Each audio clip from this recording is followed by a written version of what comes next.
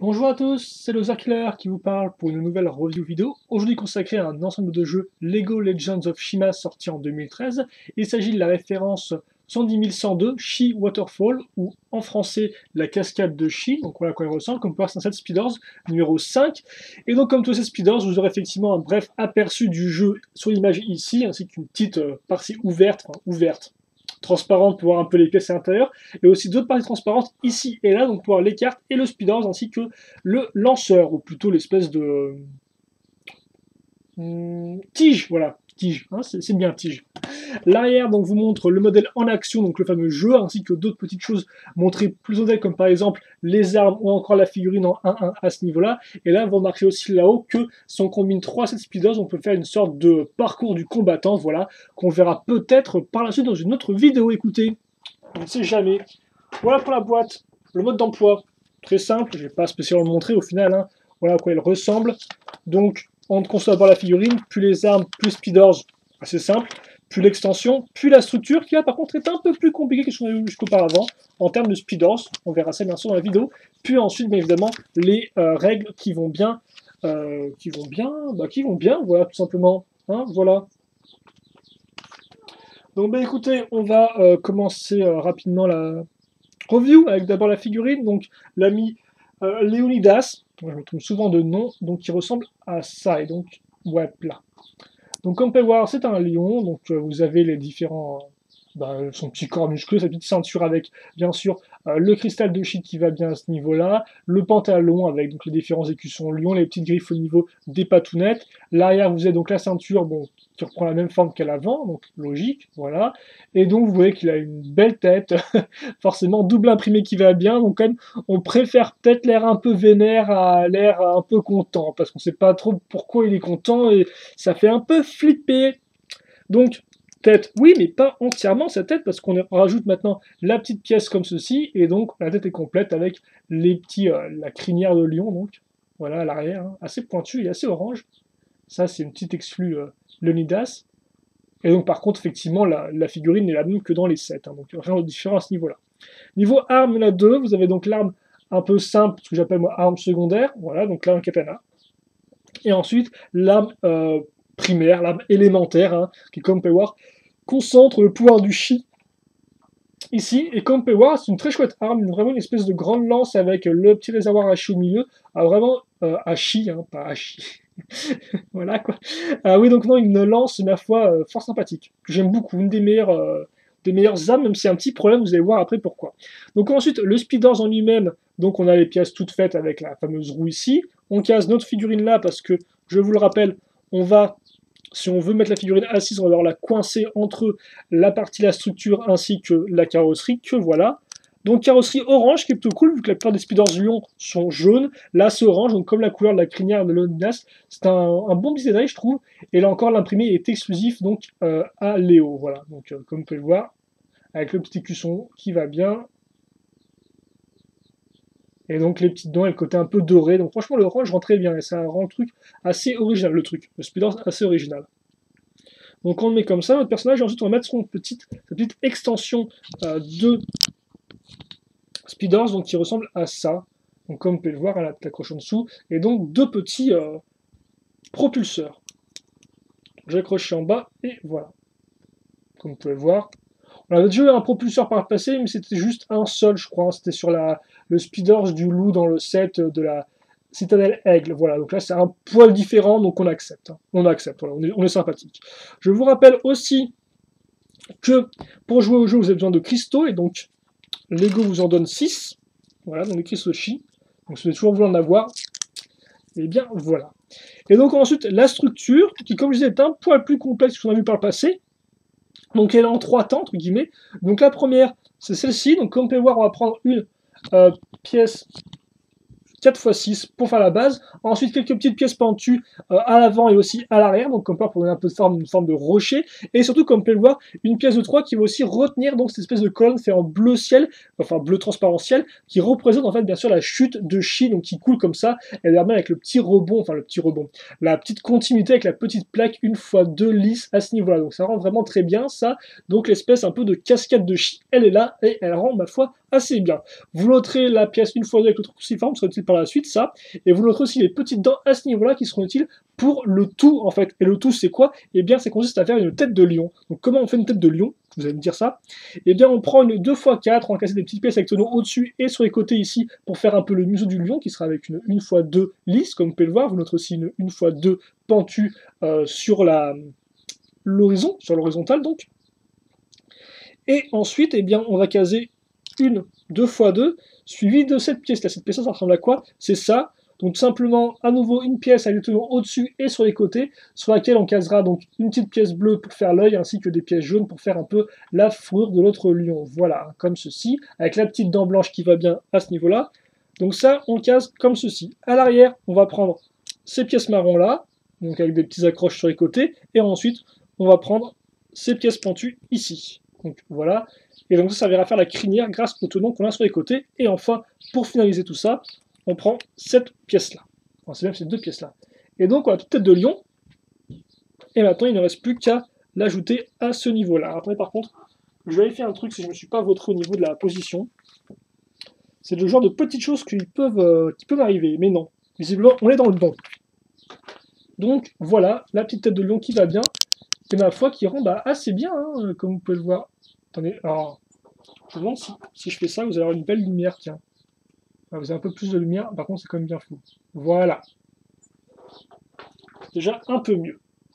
Donc voilà pour notre premier élément. Donc second temps, eh bien c'est faire l'autre pilier. Beaucoup plus simple celui-là, hein, avec juste des simples colonnes et au-dessus, comme vous pouvez le voir, des petites pièces vertes pour faire un peu la végétation. Donc voilà, ni plus ni moins, j'ai envie de dire.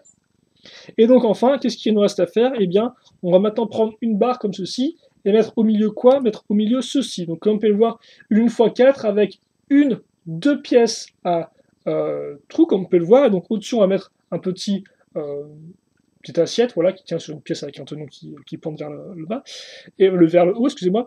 Et donc ensuite, on va mettre ces pièces techniques-là, donc faire un petit marteau, voilà, qu'on va caser comme ceci. Voilà, ça, on met ici, et on coince comme cela. Voilà. Ensuite, il ne nous reste plus qu'à prendre donc cette pièce-là, la mettre, excusez-moi, la mettre ici, et donc de l'autre côté, on fait pareil, comme ça on est bien à niveau et tout est bien ajusté. Et donc voilà, vous avez la structure qui est finalisée. Donc comme vous pouvez le voir, le marteau peut bouger comme ça, et enfin, dernier élément, la petite boule de chie. Donc je vais faire un petit temps à rendre rapidement, et je vais vous expliquer le jeu. Alors on dit à chaque fois qu'en fait l'assiette est penchée, mais non, elle est bien droite, hein, mais avec le reflet, on dirait qu'elle est un peu penchée, mais c'est un peu spécial. Voilà. Je sais pas trop ce que c'est que ça. Donc l'idée en fait, comment ça fonctionne. Donc déjà aussi je vous explique en fonction d'un speeder, à chaque fois j'oublie. Hein. Vous prenez donc votre tige crantée, hein, qui ressemble à ça, voilà. Vous la mettez donc dans le petit trou ici, comme vous pouvez remarquer, et forcément les crans vont toucher l'écran de la roue, donc les espèces de parties un peu dentées de la roue, comme vous pouvez le voir. Et donc ensuite vous tirez d'un coup sec, et quand la roue tourne encore à toute allure, et bien vous laissez le speeder au sol, vous lâchez, et puis ça tire tout seul. Donc là le but du jeu, comment ça fonctionne? Assez simple. C'est un jeu qui joue les deux en même temps, parce que des fois il y a des jeux qui peuvent se jouer chacun son tour, là-dedans c'est les deux en même temps, donc il y a un joueur ici, l'autre de l'autre côté, on fait 1, 2, 3, on tire en même temps, et donc le but c'est de lancer ses speeders, de heurter le marteau, de faire tomber la petite balle, et surtout d'être le premier à la rattraper. Ce qui fait que même si vous plantez lamentablement dans le pilier, et que votre adversaire fait tomber la balle de chi, c'est au final le premier qui la prend qui gagne. Vous avez encore une chose de gagner. Voilà. Donc c'est le but du jeu, c'est récupérer la boule de chi, et pour ce faire, il faut d'abord bien sûr tirer ça. Mais voilà, si vous voulez, vous pouvez un peu... vous pouvez ne pas forcément toucher le marteau vous-même pour gagner. Quoi. Il faut juste que vous preniez la balle quand elle touche le sol. Donc, je vais vous montrer rapidement, on va essayer de faire ça. Hein. Donc, je tiens un coup et ensuite, voilà, comme ceci. Donc, bien sûr, là, comme je suis un seul, ça perd un peu son intérêt, mais bon, forcément, quand vous êtes deux speeders dans un espace qui est quand même assez réduit, hein, parce que comme vous pouvez le voir là, il y en a un, en fait, il y en a un qui peut, voilà, vous passez à ce niveau-là, donc ici. Donc voilà, ça peut être un peu réduit par des crashs, c'est bien sûr le principe du jeu. Et donc forcément, celui qui a ça, il gagne le droit de faire quoi? Et bien il gagne le droit de tirer sa carte en premier, donc pour se battre. Voilà, et donc, forcément, les cartes, vous les tirez au hasard. Ensuite, vous décidez de prendre tel pouvoir. Donc, par exemple, je vous prends celui-là qui est l'instinct. Donc, ça fait 30 points. L'adversaire, ensuite, prend sa propre carte. Voilà, mettons, ils prennent ceci. Et là, il voit qu'il a 20, il a perdu. S'il avait plus, c'est moi qui aurais perdu. Et quand on perd, on doit donner 2 cristaux de chi. Après, petite chose qui peut changer, on peut aussi sacrifier un cristaux de chi avant de prendre sa carte. Et quand je le sacrifie, ça veut dire que j'ai le droit d'utiliser le bonus qui est ici. Donc, plus 20 points, par exemple, que je peux ajouter soit là, soit là. Donc, par exemple, là, 20 points ici, ça fait 10 plus 20, 30. Donc, sur la force. L'autre tourne sa carte. Et bon, j'aurais battu même 100 points. Mais bon, vous comprenez un peu l'idée. Voilà. Donc, je vous explique juste un peu les bases, hein, pour le reste, on va pas non plus trop y revenir. Et donc, les cartes, il y en a 5 en total, qui représentent chacune quelque chose de différent. Donc, écoutez, on va en parler ensemble. Voilà, je pense qu'on est bon là. Donc, Léonidas avec sa carte personnage, donc comme vous pouvez le voir, avec en derrière, Razar, donc qui est un des corbeaux en fait qui vole du chi. Et donc si vous achetez le Speed Horse de Razar, vous aurez une carte avec Razar à l'avant-plan et en arrière vous verrez donc Léonidas avec son sabre. C'est plutôt sympathique. Ça c'est les deux cartes qui se complètent. C'est vraiment fun, voilà. Mais écoutez, je vais la prendre parce que ça c'est une arme de ma part. J'aurais quand même bien vous la montrer parce que c'est vraiment fun.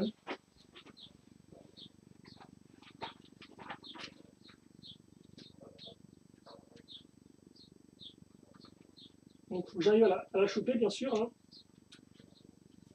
Voilà. Donc, c'est un petit détail, mais moi j'aime beaucoup. Donc voilà. Allez, la carte de Razar, et si on regarde bien, qu'est-ce qu'on voit dans le fond? Eh bien, on voit effectivement Léonidas qui garde, en fait, qui fait juste un gros sourire à la caméra pendant que c'est volé à l'arrière. Voilà, donc ça c'est très cool, et je tenais à vous le montrer. Donc, excusez-moi pour la petite, un petit interlude. Donc, carte perso, carte du Speeders avec le Defender 4, assez magnifique, hein, regardez comme ça, avec le temple lion en arrière et Léonidas qui fonce dans l'eau comme ça avec la lance en avant. Donc c'est très chouette comme carte. Bon, un peu le même type de plan avec le Shijabaka qui est donc son arme, avec par contre donc la force élémentaire du lion, et donc ça reprend la figurine qui va sortir, donc enfin, la grosse figurine Ultra Bud à 14,99 que vous pouvez donc acheter. La Qatar qui est donc l'arme.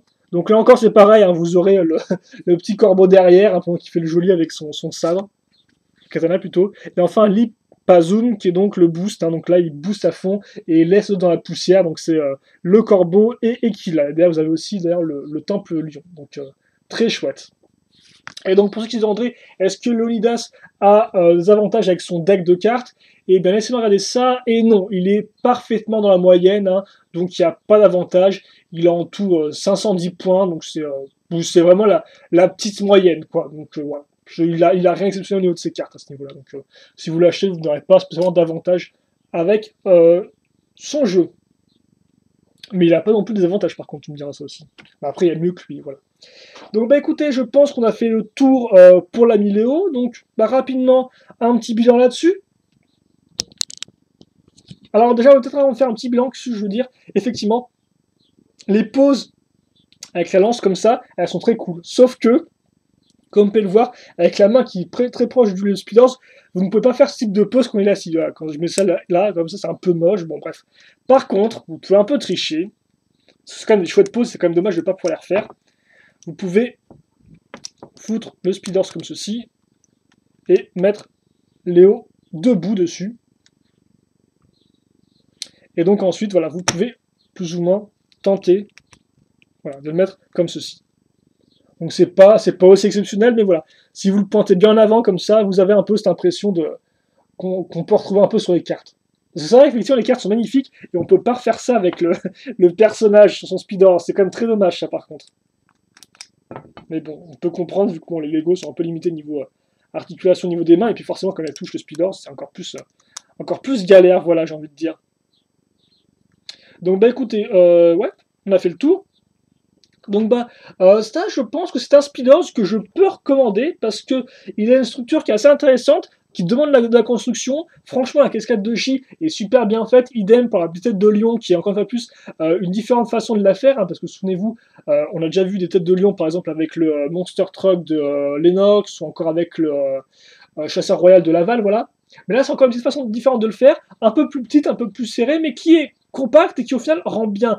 Et donc en plus avec la cascade, c'est vraiment sympathique. Donc déjà, structure, c'est top. Niveau construction, originalité, ça marche d'enfer. Niveau arme, j'aime beaucoup la lance. Alors bien sûr, on peut pas trop la mettre dessus, mais néanmoins, c'est une très chouette arme secondaire, et en plus, une arme primaire, excusez-moi, et en plus l'arme secondaire, avec le katana, c'est sympathique. Ça change des lances qu'on a souvent avec Shima, voilà. Donc là, c'est cool qu'il ait foutu les lances toutes simples, hein, je tiens à dire, parce que la lance, là aussi, il y a une lance en secondaire. Donc ça, c'est vraiment un bon point pour les armes. Les cartes sont sympathiques. Alors pas toutes, elles sont pas toutes extraordinaires, mais il y a quand même quelques-unes sympathiques, hein. Déjà le petit côté référence avec Razar dans le fond, c'est très chouette. Léonidas qui fonce dans l'eau avec sa lance pointant en avant, ça aussi c'est super chouette aussi. Donc des bonnes cartes, j'ai envie de dire, même si après en tant que jeu elles sont dans la moyenne, donc elles sont rien d'exceptionnel. Mais des bonnes cartes, une structure intéressante et un jeu aussi qui est assez original ma foi, font que c'est un deck que oui, je peux recommander en tant que premier speeder solo parce que il vaut le coup aussi bien niveau construction que jouabilité. Voilà. Donc on n'oublie pas la petite pièce de chi qu'il faut faire tomber pour pouvoir jouer en premier avec ses cartes. Le lanceur aussi qui est en train de virer tout le monde là. Et donc bah écoutez, je pense qu'on a fait le tour au niveau de ce speeders là. Donc bah moi je vous le conseille chaudement parce que aussi bien au niveau de la construction que du contenu un peu extérieur, il est vraiment impeccable. Voilà. Donc bah écoutez, je vous ai chaudement. Si néanmoins vous, il vous reste des questions, des commentaires, n'hésitez pas à me les poser, j'y répondrai avec grand plaisir. Voilà. Pour le reste, portez-vous bien, passez une bonne journée ou une bonne soirée, ce que vous voulez. Et nous, bien évidemment, on se retrouve plus tard pour de nouvelles vidéos. Allez, à plus.